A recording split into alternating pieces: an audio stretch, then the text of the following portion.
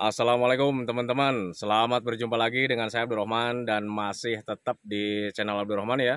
Dan masih tetap juga mengupas tentang seputaran gangguan asam lambung dan anxiety psikosomatis. Nah, di season kali ini saya akan share video tentang sensasi di bagian ulu hati ya. Nah itu teman-teman, kemudian sensasi cemas juga gitu teman-teman ya. Nah makanya bagi teman-teman yang sekarang sedang mengalami hal tersebut, tolong tonton videonya sampai habis, jangan di skip biar kalian nanti mengerti, biar kalian nanti paham, dan ketika mengerti dan paham, kalian bisa menanganinya dengan mudah. Nah itu teman-teman, nah makanya bagi teman-teman yang sekarang sedang mengalami hal tersebut, tolong tonton videonya sampai habis, jangan di skip. Dan kemudian seperti biasa ya, bagi teman-teman yang baru bergabung, kalau seandainya kalian mau bertanya tentang seputaran gangguan asam lambung dan anxiety psikosomatis, alangkah baiknya kalian tonton dulu video-video saya sebelumnya, karena untuk seputaran gangguan asam lambung dan anxiety psikosomatis semuanya sudah saya share ya. Dari mulai cerita saya yang terkena gangguan asam lambung dan anxiety psikosomatis, kemudian merasakan 1001 macam sensasi yang sangat tidak nyaman, itu sudah di-share teman-teman ya, dan kemudian bagaimana cara menangani setiap sensasi yang hadir itu juga sudah di-share. Nah, makanya biar lebih jelas, biar lebih detail, alangkah baiknya kalian tonton dulu video-video saya sebelumnya. Nah, itu teman-teman ya.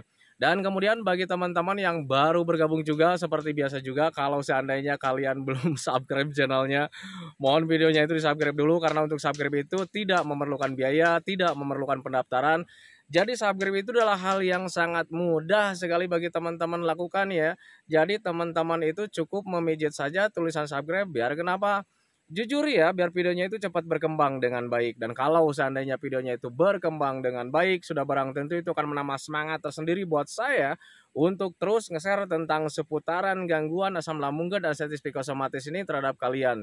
Kemudian yang lebih penting dan yang lebih utamanya, tekan juga tombol lonceng sama tombol like-nya ya, biar kalian itu dapat notifikasi atau pemberitahuan video saya yang terbaru. Karena saya itu akan terus nge-share tentang seputaran gangguan asam lambung dan anxiety psikosomatis ini terhadap kalian, dengan tujuan semoga saja videonya itu menjadi wasilah atau jalan keluar bagi kalian yang sedang mengalami gangguan asam lambung dan anxiety psikosomatis hingga membaik ya, apalagi sampai sembuh total. Amin ya robbal alamin. Ya minimal hanya memberikan motivasi saja, atau lebih minimalnya lagi hanya sekedar menemani kalian yang sekarang sedang merasakan berbagai macam sensasi yang sangat tidak nikmat dari gangguan asam lambung dan anxiety psikosomatis. Nah itu teman-teman ya. Nah, kembali lagi ke topik utama teman-teman ya, sebetulnya untuk sensasi dari gangguan asam lambung dan anxiety psikosomatis itu banyak sekali sih sebetulnya teman-teman ya. Dari ujung rambut sampai ujung kaki ada aja yang kita rasa gitu teman-teman ya. Nah, makanya bagi orang-orang yang terkena gangguan asam lambung dan anxiety psikosomatis itu selalu mengatakan bahwa sensasi dari gangguan asam lambung dan anxiety psikosomatis adalah 1001 macam sensasi. Nah itu teman-teman ya, karena saking banyaknya yang kita rasa teman-teman ya. Berbeda ketika dulu mungkin kita sedang mengalami sakit-sakit biasa teman-teman, kayak macam sakit gigi atau sakit perut gitu teman-teman ya. Kita mengenal sensasinya seperti itu dan nggak terlalu banyak yang dirasa. Nah itu teman-teman, jadi hanya segelintir lah sensasinya itu teman-teman. Tetapi saat terkena gangguan asam lambung dan anxiety psikosomatis, sensasinya itu sangat banyak sekali teman-teman ya, dari ujung rambut sampai ujung kaki. Nah makanya wajar sekali sih bagi teman-teman yang terkena gangguan asam lambung dan anxiety psikosomatis itu selalu mengatakan bahwa sensasi dari asam lambung dan anxiety psikosomatis itu adalah 1001 macam sensasi. Nah itu teman-teman, nah karena banyaknya sekali ya, terlalu banyak sensasinya itu, kadang orang yang terkena gangguan asam itu ya suka bingung jalan keluarnya itu seperti apa. Nah itu teman-teman ya. Nah padahal kalau seandainya kalian memahami tentang seputaran gangguan asam lambung dan anxiety psikosomatis, kalian itu sebetulnya tidak akan mengalami kebingungan teman-teman ya. Kalian hanya menjalankan 3P-nya dengan konsisten, kemudian selalu mengupayakan gimana caranya supaya hati dan pikiran kita itu tetap senang. Itu sudah cukup teman-teman ya, itu bisa membantu kalian mendekati proses pemulihan dari gangguan asam lambung dan anxiety psikosomatis. Nah itu teman-teman, jadi sebetulnya untuk gangguan asam lambung dan sensitif psikosomatis itu obatnya bukan obat yang kalian konsumsi, bukan herbal yang kalian konsumsi, tetapi 3P teman-teman ya, pola makannya dijaga, pola hidupnya dijaga, pola pikirnya dijaga, kemudian selalu mengupayakan gimana caranya supaya hati dan pikiran kita itu tetap senang. Kenapa harus bisa seperti itu? Ya karena hanya kesenangan-kesenangan yang bisa menangani stres kita teman-teman ya. Kita saat terkena gangguan asam lambung dan sensitif psikosomatis selalu merasa sedih gitu teman-teman ya, kecewa, meratapi nasib, kenapa ini hidup gua tuh seperti ini. Nah itu teman-teman, tetapi dengan kesenangan kalian lupa dengan sensasi-sensasi seperti itu, kalian lupa dengan penderitaan. Nah itu teman-teman, dan ketika kalian lupa dengan penderitaan teman-teman ya, justru di situ ada rasa bahagia yang hadir teman-teman, dan ketika ada rasa bahagia di situ timbul rasa cuek teman-teman, dan ketika kalian mengalami sensasi dari berbagai macam gangguan asam lambung dan sensitif psikosomatis, kalian tidak mengalami ketakutan. Kenapa saya katakan tidak mengalami ketakutan?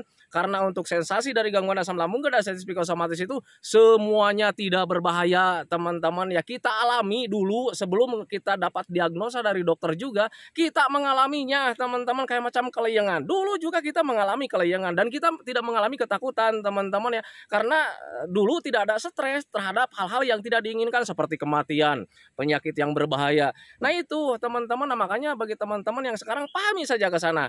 Jadi untuk seputaran sensasi dari gangguan asam lambung dan sensitif psikosomatis itu sebetulnya tidak berbahaya. Yang membuat kita seperti berbahaya itu karena kita ada trauma terhadap hal-hal yang tidak diinginkan. Kita seolah-olah waktu di awal-awal seolah-olah kita itu mendekati kematian, padahal bukan. Nah itu teman-teman, makanya pahami saja ke sana.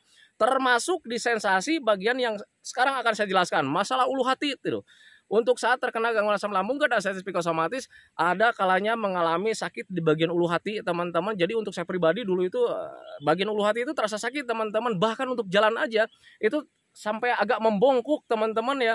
Itu dulu saya gitu teman-teman. Tetapi bagi teman-teman yang tidak mengalaminya, saya doakan kalian tidak mengalaminya teman-teman ya. Tetapi bagi teman-teman yang sekarang sedang mengalaminya, Pak saya itu sama nih sekarang sedang mengalami ulu hati terasa sakit gitu teman-teman, kemudian jalan saja itu sampai membungkuk seperti ini teman-teman, karena untuk tegak saja itu nggak bisa teman-teman. Kalau seandainya tegak itu kayak macam ketarik ya ke bawah. Nah itu teman-teman, dan kejadiannya dulu saya itu agak lama teman-teman, tetapi kalian nggak usah khawatir untuk durasi lama dan tidaknya di bagian ulu hati itu tergantung daripada siapa orangnya. Tetapi untuk saya pribadi dulu agak lama karena dulu itu tidak ada yang memberitahu teman-teman ya, harus beginilah, harus begitulah. Itu tidak ada yang memberitahu teman-teman, sehingga ya sensasinya itu saya rasakannya itu begitu lama. Nah itu teman-teman, tetapi bagi teman-teman yang sekarang sedang mengalami hal seperti itu teman-teman ya, itu sebetulnya esopagusnya sedang terganggu teman-teman. Biasanya ada pembengkakan sedikit lah sehingga kurang berfungsi teman-teman ya. Nah tetapi kalian juga jangan terlalu berpikir terlalu jauh ya, wah ini ada pembengkakan nih nanti ujung-ujungnya kematian. Tidak teman-teman ya, yang harus kalian lakukan itu adalah benahi kembali ulu hati kalian teman-teman ya, dengan cara seperti apa? Menjaga jenis makanannya, kemudian sering minum air hangat pelan-pelan minimal 8 gelas dalam sehari, jangan sampai kurang, biar nanti perbaikannya itu lebih cepat teman-teman. Dan kalau seandainya perbaikannya lebih cepat teman-teman ya, untuk sensasi-sensasi di bagian ulu hati itu nanti hilang dengan sendirinya teman-teman ya. Kemudian usahakan hindari stres juga teman-teman. Kenapa? Apa sih hubungannya stres untuk ulu hati itu teman-teman ya? Ketika kalian stres itu bisa menyebabkan asam lambung kalian itu meningkat kembali, sehingga nanti bisa mengganggu ke bagian ulu hati kalian juga gitu teman-teman. Nah makanya selain kalian menjaga makannya, kemudian selalu menjaga minumnya minimal 8 gelas dalam sehari, kalian juga harus bisa menghindari stresnya. Nah itu teman-teman, biar asam lambungnya tetap stabil. Nah itu teman-teman, dan kemudian bagaimana caranya menjaga stres? Kembali lagi ya, selalu mengupayakan gimana caranya supaya hati dan pikiran kita itu tetap senang. Nah itu teman-teman, nah makanya pahami saja ke sana. Jadi untuk orang-orang yang terkena gangguan asam lambung dan sensitif psikosomatis, yang namanya 3P itu sangat penting sekali teman-teman ya, karena obat dari gangguan asam lambung dan sensitif psikosomatis itu bukan obat yang kalian konsumsi, bukan herbal yang kalian konsumsi teman-teman ya, tetapi hanya metode teman-teman. Kalau seandainya kalian dikasih obat nih, dikasih obat misalkan dari tukang obat yang sangat bagus misalnya gitu teman-teman ya, ini obat lambung nih sangat bagus nih, tetapi kalau seandainya kalian tidak menjaga makan juga, kalian terasa percuma teman-teman ya, tidak menjaga 3P juga terasa percuma. Nah itu teman-teman, makanya 3P itu sangat penting sekali. Kalau seandainya kalian tidak memakai obat, tidak memakai herbal, itu 3P bisa menyembuhkan gangguan asam lambung dan artritis psikosomatis. Contohnya siapa? Banyak sekali sekarang itu di YouTube berterbangan channel-channel baru teman-teman ya. Dan termasuk saya sembuhnya tanpa obat, tanpa herbal teman-teman ya. Hanya menggunakan metode saja. Nah itu teman-teman, nah, makanya pahami saja ke sana. Nah kemudian untuk orang-orang yang terkena gangguan asam lambung dan artritis psikosomatis ketika mengalami cemas, sekarang gimana nih? Nah biasanya cemas itu untuk saya pribadi nih teman-teman ya, tetapi untuk sensasi aslami itu tidak semuanya hampir sama gitu teman-teman ya. Tidak semuanya orang mengalami gangguan asam lambung dan artritis psikosomatis itu sensasinya sama. Tidak seperti itu teman-teman, kadang ada yang mengalaminya, kadang ada yang tidak. Nah itu teman-teman ya. Dan sepengalaman saya itu sensasinya biasa itu ada yang terasa, kemudian ada yang tidak terasa gitu teman-teman. Untuk yang terasa mungkin kita ada apa ya? Ada waspada dulu gitu teman-teman. Nah, tetapi sialnya sensasi cemas itu kadang hadirnya itu secara tiba-tiba. Nah itu teman-teman, kalau seandainya kita tahu mau mengalami cemas, itu biasanya ada perasaan gundah gulana dulu teman-teman ya. Kemudian ada ser gitu kan ya, tiba-tiba wah gua nih mau mati nih. Gua mau pingsan nih. Nah, langsung di situ cemasnya itu semakin menjadi ya teman-teman ya. Di situ mungkin kita bisa menanganinya teman-teman ya, karena ketika sensasi cemasnya mau hadir itu suka terasa dulu gitu teman-teman ya, dan kita bisa menenangkan detik itu juga teman-teman. Tetapi sialnya untuk saya pribadi ini teman-teman ya, kadang ada kalanya cemasnya itu datangnya itu tiba-tiba lagi ngobrol nih sama teman-teman yang lagi bercanda-bercanda sama teman-teman ya, tiba-tiba ada perubahan sedikit, tiba-tiba wah langsung dada berdebar, lagi langsung gak nyaman gitu teman-teman ya. Nah itu yang agak sulit teman-teman ya, tetapi perlu kalian ketahui juga kalau seandainya kalian mengalami hal seperti itu teman-teman ya, yang namanya cemas itu sama tidak berbahaya teman-teman. Kalian hanya cukup menenangkan saja, menenangkan diri gimana caranya supaya kalian itu tidak cemas, itu saja sih sebetulnya teman-teman. Dan ketika kalian cemas, usahakan ketika cemas hadir nih saat ini juga, kemudian dirasakan saat ini juga, langsung kontan ya, tanamkan dalam pikiran kalian bahwa ini bakalan baik-baik saja, ini cuman sensasi doang, nanti juga terlewati. Toh kemarin-kemarin juga kita mengalaminya teman-teman, dan apa yang kita pikirkan itu tidak terjadi teman-teman ya. Biasanya sedang cemas hadir, biasanya itu di pikiran gitu selalu hadirnya itu, wah bener nih gua nih sekarang mati nih, wah bener nih sekarang gua pingsan nih. Itu untuk saya pribadi teman-teman ya. Nah makanya waktu itu saya langsung menanamkan dalam pikiran itu, biar pikiran-pikiran tentang kematian itu nggak ada teman-teman ya. Saya langsung menanamkan dalam pikiran bahwa ini tidak akan terjadi apa-apa. Toh kemarin juga cemas hadir, tapi sampai detik ini juga masih bisa menghirup udara segar. Nah itu teman-teman ya, yang harus saya lakukan saat ini adalah duduk tenang, kemudian alihkan pikirannya itu jangan sampai negatif teman-teman, karena pikiran negatif itu nanti bisa memperkeruh atau mempertajam atau memperbesar rasa cemas kita teman-teman ya. Usahakan tanamkan dalam pikiran kita bahwa kita itu bakalan baik-baik saja, karena memang pada dasarnya kita itu bakalan baik-baik saja. Nah itu teman-teman ya. Nah tetapi sampai kapan nih Pak saya mengalami cemas itu? Sampai kebahagiaan kalian ada, sampai kalian itu selalu memahami tentang seputaran gangguan asam lambung dan artritis psikosomatis. Rasa cemas itu biasanya karena kita tidak tahu penyebabnya, karena kita tidak tahu cara menanganinya. Biasanya ketika cemas itu hadir, ketika sensasi hadir, kita tidak tahu bahwa itu adalah ada penyebabnya gitu teman-teman. Contoh kecil, kalau misalkan kita lagi kembung, tiba-tiba dikembung. Kalau seandainya itu tidak tahu penyebabnya itu dari gas, teman-teman, ya kita malah berpikir, wah ini, kenapa ini kembung nih? Kenapa ini? Nanti tiba-tiba meletus nih perut saya. Itu saya dulu gitu teman-teman ya. Tetapi kalau misalnya memahami ketika kembung ya, habis makan tiba-tiba kembung, oh wajar, barusan ada makanan yang masuk, kemudian asam lambungnya bereaksi. Ketika asam lambungnya bereaksi tetapi asam lambungnya sedang tidak normal, itu bisa menyebabkan gas, akhirnya kembung lagi nih gua nih. Nah itu teman-teman, kalau seandainya kita memahami ke sana, itu cemas tidak ada teman-teman. Tetapi berbeda ketika dulu saya belum memahami tentang asam lambung dan artritis psikosomatis. Ketika kembung itu saya berpikirnya itu malah kemana-mana teman-teman, bahkan aneh-aneh ya. Ketika kembung tiba-tiba datang, wah jangan-jangan ini perut gua nih membesar nih. Jadi di pikiran itu nanti tiba-tiba perut gua meletus nih. Kalau meletus ya pasti mati nih gua nih. Cemas hadir lagi teman-teman ya. Itu nah makanya cemas itu hadirnya itu karena kita tidak tahu penyebabnya, kemudian bagaimana cara menanganinya. Nah itu teman-teman, nah, makanya untuk gangguan asam lambung dan artritis psikosomatis, untuk menghilangkan cemasnya sebetulnya itu di pemahaman teman-teman. Kemudian bagaimana cara menanganinya juga itu semuanya butuh pemahaman. Jadi bukan butuh obat, bukan butuh herbal teman-teman ya. Kalau seandainya kalian paham tentang seputaran gangguan asam asam lambung dan anestesi psikosomatis, yang pertama kalian bisa menenangkan diri teman-teman ya. Kemudian yang keduanya, kalian bisa menanganinya dengan mudah, karena untuk seputaran gangguan asam lambung dan anestesi psikosomatis itu semuanya serba mudah kalau seandainya kita paham. Banyak gas di dalam perut kita, ya keluarkan gasnya. Dengan cara seperti apa? Sering sendawa saja atau sering kentut saja. Nah, gimana caranya sering sendawa dan kentut? Picu dengan minum air hangat pelan-pelan minimal 8 gelas dalam sehari. Ketika kita minum nanti juga kita terpicu ya sendawanya. Atau nanti pagi-paginya kita kentut lagi. Dan ketika kentut dan sendawa itu bisa mengurangi kadar gas yang ada di dalam pencernaan kita. Nah itu teman-teman, jadi berpikir wajarnya ke sana teman-teman ya. Jangan pernah kalian itu berpikirnya itu ke aneh-aneh ya, ke macam-macam yang berbahaya teman-teman ya. Untuk gangguan asam lambung dan anestesi psikosomatis, buang pemikiran-pemikiran kalian yang berbahaya itu teman-teman ya. Gangguan asam lambung dan anestesi psikosomatis itu tidak berbahaya teman-teman ya. Kalau seandainya kalian dinyatakan sama dokter itu cuma gangguan asam lambung saja gitu teman-teman ya, ya sudah. Kalau seandainya kalian diagnosa cuma pencernaan saja, ya sudah pencernaan saja teman-teman. Jangan pernah kalian berasumsi ke hal-hal yang lain.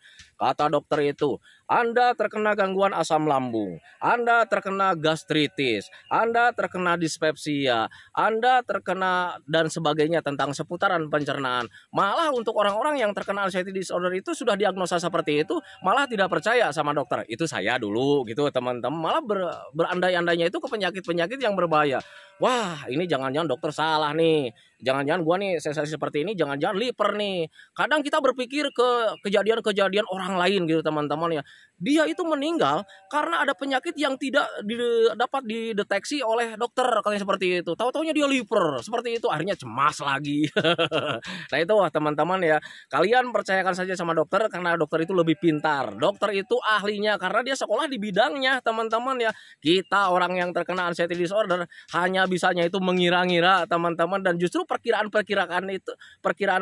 kita itu justru akan menimbulkan rasa cemas hadir teman-teman ya. Sakit kepala sedikit, wah ini jangan-jangan kanker otak nih.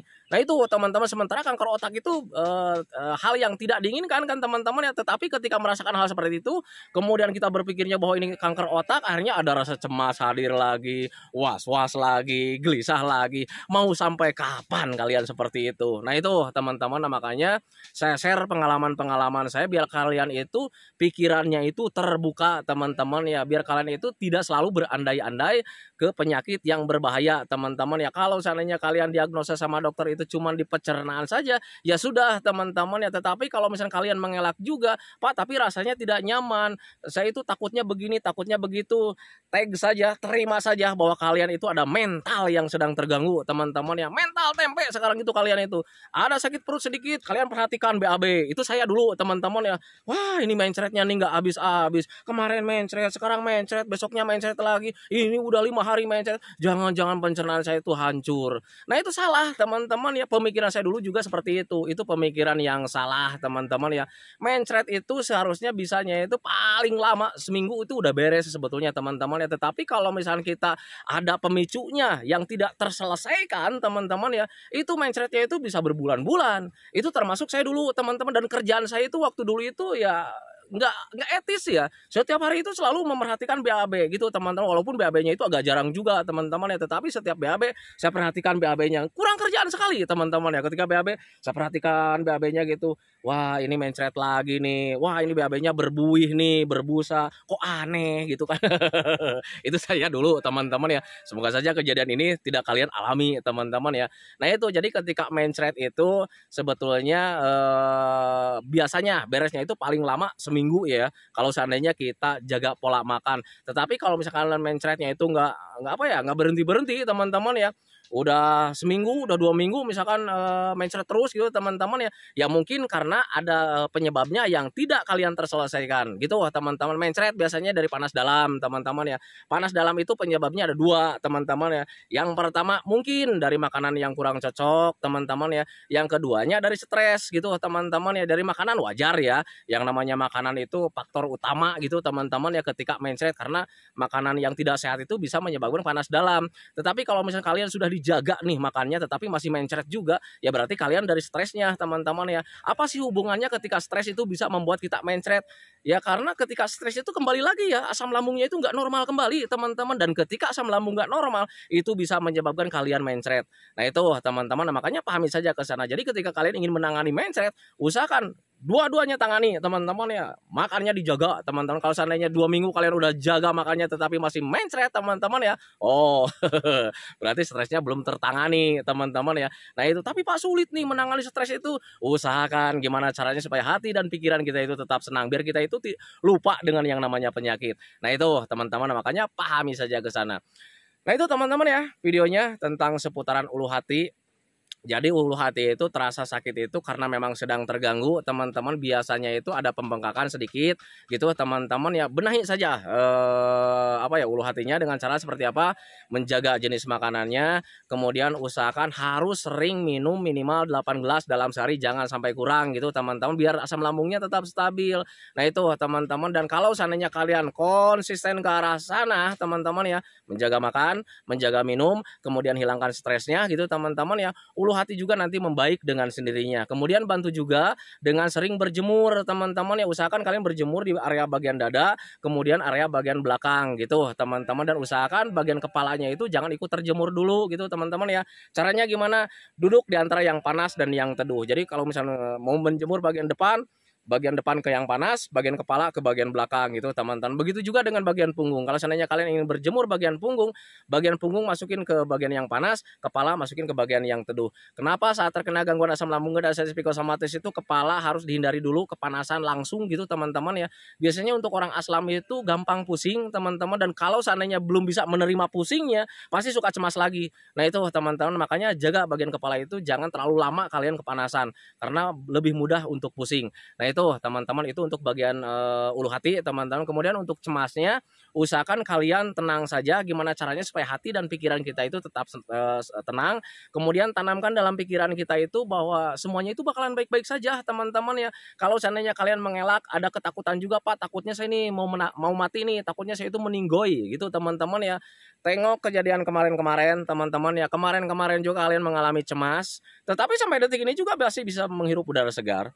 Nah itu teman-teman, itu menjadi patokan buat kalian, itu cuma sensasi saja, sensasi dari perasaan saja, karena kita mengalami ketakutan. Nah itu teman-teman, makanya pahami saja ke sana.